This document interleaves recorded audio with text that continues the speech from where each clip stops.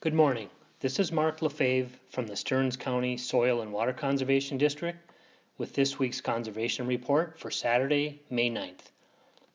To start out this morning, I'd like to commend all the farmers out there on all the great conservation work that you've done and continue to work on, especially when it comes to reduced tillage.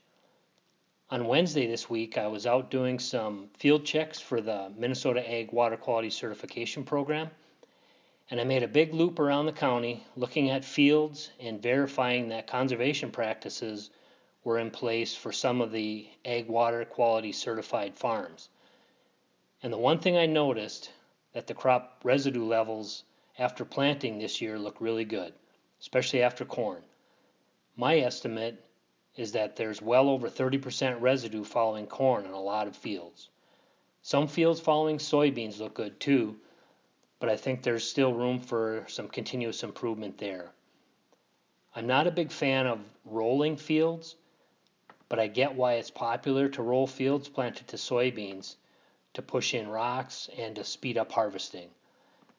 However, high residue levels on these rolled fields is a good thing because water infiltrates much better, which will reduce the potential for erosion on steep slopes. This time of year, after planting, is when fields are most vulnerable to soil erosion if we get some of these intense rain events that we've seen.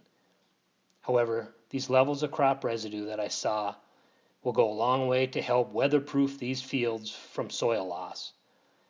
Farmers don't hear it enough from agency people like myself, but I have to say a job well done this spring. Now I'd like to talk about a Kernza project that the SWCD is involved in. So Kernza is a new domesticated grain being developed for commercial use in Minnesota.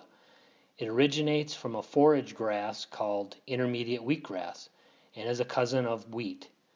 In 2019, the University of Minnesota released its first named Kernza variety, which is Minnesota Clearwater, on about 20 acres of this new variety was grown north of Cold Spring for the seed increase.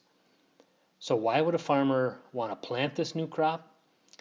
As a perennial crop, Kernza offers year-round soil cover, helping farmers reduce soil erosion and to protect streams, lakes, and groundwater from potential contamination. The Stearns County SWCD is partnering with the University of Minnesota, Forever Green, and the Agricultural Utilization Research Institute to work with farmers in Stearns County to test Kernza for use in wellhead protection areas. The intent is to use grain from plots planted last fall for testing and developing new food and beverage products in collaboration with businesses in central Minnesota. Kernza is related to wheat, but has its own unique characteristics and flavor.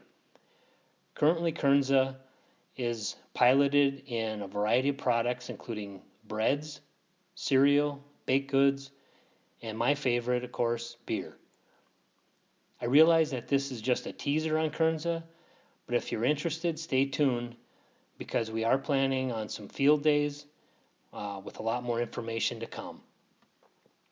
As always, if you're interested in any of these topics or any other conservation-related topic, you can always call our office at 320-251-7800 or visit our website at stearnscountyswcd.net.